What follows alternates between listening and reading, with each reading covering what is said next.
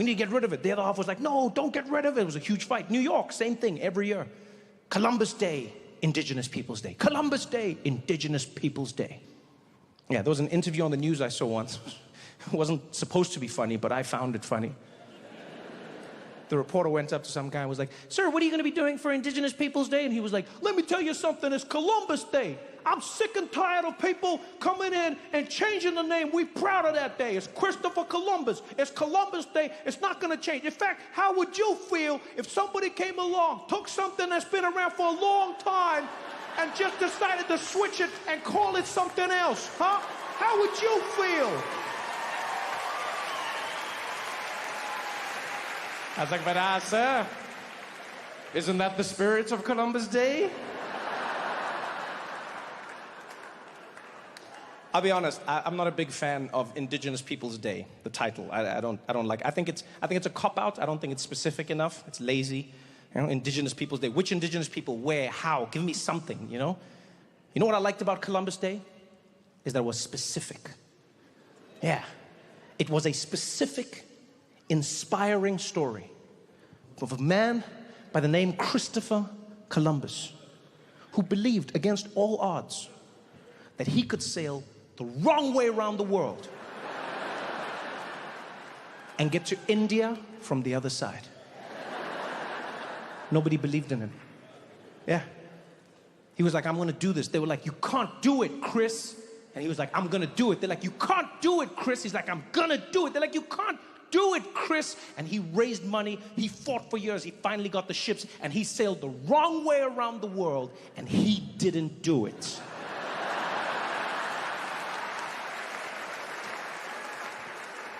Not only did he not land on the other side of India, he found himself in a place called the Caribbean, and he was like, this is India.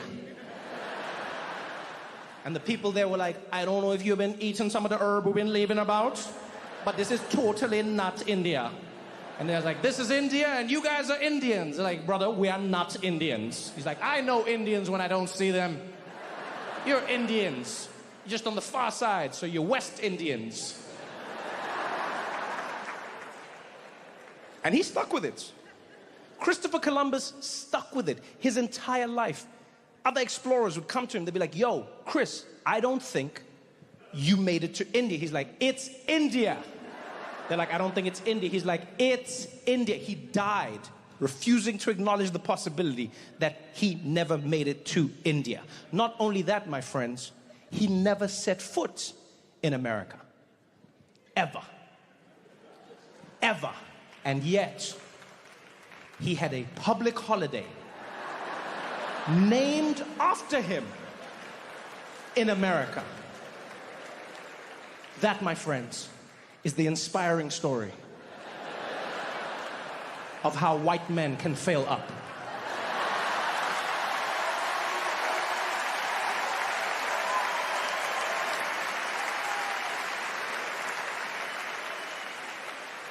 You know how much confidence you have to pull that off?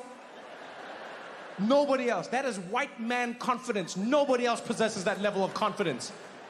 Go the wrong way, end up in the wrong place, call the wrong people the wrong name, and be like, I'm right, give me a holiday. No one else can do that. That is the level of confidence we should all aspire to. Is white man levels of confidence. Women couldn't pull that off. You think any woman should be like, I'm gonna sail the wrong way around the earth? They'd be like, burn her, she's a witch. You think people of color could have pulled that off? You think black people could pull that off? Wow, really? Black people just gonna sail around the world, wrong way around, get to the place they're not supposed to be, probably get arrested for trespassing. Be like, what are you doing here? Be like, man, my bad, man. I thought I was getting to India, man. My bad, man. I apologize. Man, I don't even know what I was thinking, man. You know what, man? We should have never messed with ships. It never turns out good, man. I apologize. I apologize, man. This won't happen again.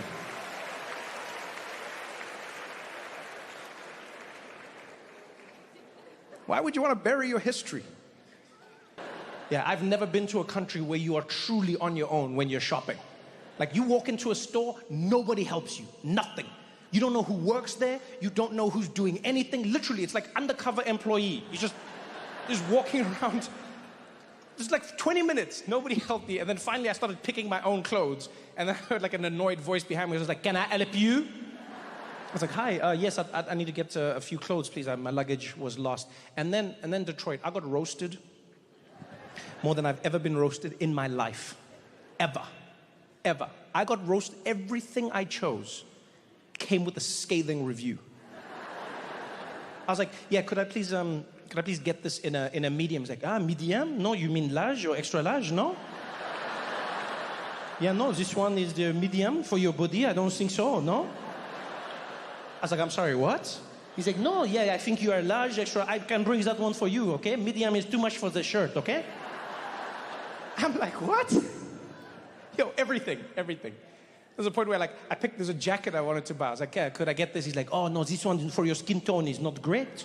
No, you have to think about what is complementary for the colors inside the fabric and also inside your face, okay?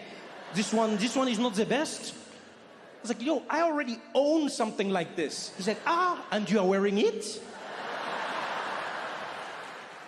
Well, not anymore. He's like, no, you can wear it if you want. No, c'est tranquille, go ahead. I was like, no, you threaten me now. They you know what, it's just different. A friend said to me, was like, dude, the French are assholes, right? I was like, no, I don't think that they're assholes. I think they're just very honest, right? And a lot of the time, it's hard to tell the difference between the two. Because one day I was speaking to a French woman, and I worked up the courage to ask her. I said, hey, why are the French like this? And she said, what do you mean? I said, like when you're in like a store, you know, they seem very mean. She's like, oh no, they are not being mean, they are just being themselves, no? You know, maybe because you are used to coming in a country where people are, you know, they are so afraid that you're not going to tip them, that, you know, they are all on top of you. Can I help you? Can I help you? But in France, we are making sure that everybody is getting like a good salary, a good wage. So we are not, you know, so stressed about that, huh? You know, in America, it's like, oh, the customer is king, But in France, you know what we do to kings. So, you know, it's not the same here. And that's the point. You can't just change it. In America, you can do whatever you please. I noticed it the first time. First time I really noticed it was at a basketball game. It was the New York Knicks, and they were playing against the Toronto Raptors, right? And because the Raptors are from Canada, they had to play 2 national anthems before the game, which is rare. Right? So that we're in the arena, and everyone's like, and then the voice comes on. It's like, ladies and gentlemen, please stand for the Canadian national anthem. And everybody stood. And then they just played like a tape somewhere. You know, you could tell they didn't care. And it was the song, the Canadian song. It's always the same. It was like, oh, Canada, that is the native song, I've missed song, and something brings us back to do. You know the song, man. I don't have time for that, whatever. They sang the Canadian anthem. They were done. And then the announcer came back. And now, ladies and gentlemen, please stay standing for the American national anthem. And that's my favorite part. Yeah, the lights will go dark. Someone walks to the middle of the arena. It's always so intense. Complete silence.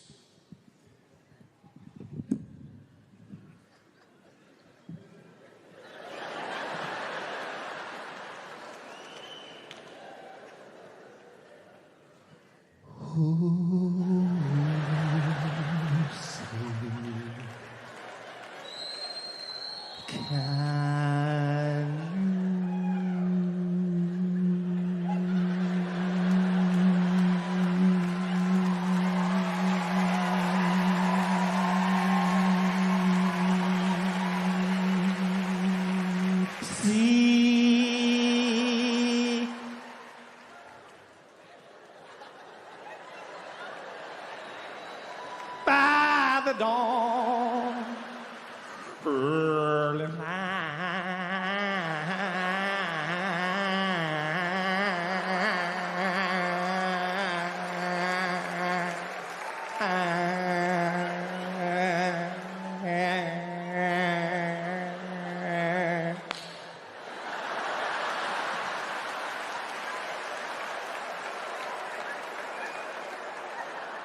but so proud that we...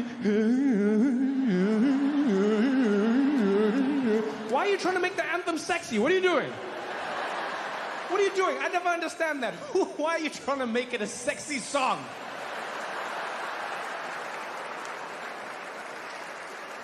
You'll never be in England and see someone like, remix, God save the Queen, God save the Queen. I save the Queen with sexy sex. Come on, save the Queen. Let's save the Queen with sexy sex. Come on, save that Queen.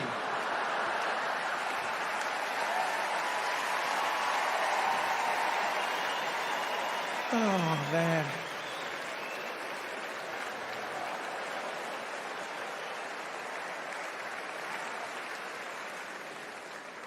So just thing. It's not. Most places in the world, you play the national anthem like maybe once a year on like a national event, or when you're competing against another country. That's when you play it, right? Because the other country's there, and you have to prove to your country that you're loyal. That's why you sing the song. You know, because countries are very insecure. You have to reassure them. Constantly reassuring. They should go to therapy, deal with their attachment issues, but they don't. You only realize how insecure countries are when you leave your country. Have you ever left and come back? Have you seen the questions your country asks you? So insecure, so jealous, just like, where have you been? Huh? Where have you been? Which countries, huh? So what, you have another country now? Huh? Is that what you're doing? Huh? Huh? Which stamps are these? Let me see. Who's been stamping your passport? Let me see your passport. You're like, yeah, damn country. Let me get my privacy. That's why in most places you only sing the anthem when there's another country in attendance. Only time you do it. Because that's what it's for. Make your country feel good. All right? You know what national anthems are in many ways? National anthems are the geopolitical equivalent of that thing women do to us men. Like, ladies, you know that trick you have for that man in your life? Like, whenever his ego is bruised and you have to try and heal it. Yeah? Every woman in this room has a trick that works on every man. Yeah, and right now I know a lot of the women are like, shut up, Trevor, shut up, shut up, shut up, shut up, shut up, shut up, shut up, shut up, shut up, shut up, shut up. It's a beautiful, subtle technique. Yeah. You'll be out having lunch or something, and some guy will come up to the table, he's buff, works out, you know, looks really good. He's like, oh my God, Michelle? Michelle? It's like, oh, Justin? Oh my God, wow, how are you? And they're like, who the hell is Justin? What's going on? He's like, this is crazy. I can't believe this. Twice in 2 weeks? And they're like, twice? When was once? Who is this? I know, oh my God. Oh, how are you? I'm doing good. Man, we gotta catch up sometime. We gotta talk about college. I was thinking about it the other day. We were so crazy in college. You remember that night? You remember that night? And you're like, you went to college? What's going on here? She can feel your ego slowly withering like a raisin in the sun. And she won't look at you. She won't make anything big out of it. She'll continue the conversation. But they'll gently just put their hand on your thigh and then just start rubbing it. She'll carry on. She'll carry on like nothing's happening. I know, those were crazy. I mean, I was a cheerleader. I mean, what are you gonna do, you know? It's just one of those. And then the hand is there going, shh. It's okay, it's okay. It's okay, you're a big man. Big man. Strong man. That's right. There's no other men in the world, just you. Look at you. Wow. What a big man. Yeah. Who, this guy? I don't even know who he is. Oh, yeah, no, with his muscles. Oh, I don't like muscles. No. Oh, I hate muscles. They're disgusting. Look at him. Oh, working out and everything's in shape and bulging. No, it's disgusting. What, 6-packs? No, I don't want a 6-pack. I don't like 6-packs. That's why I like you. Boop.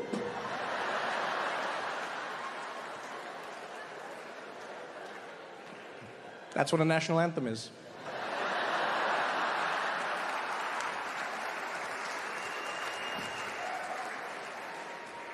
You reassuring your country.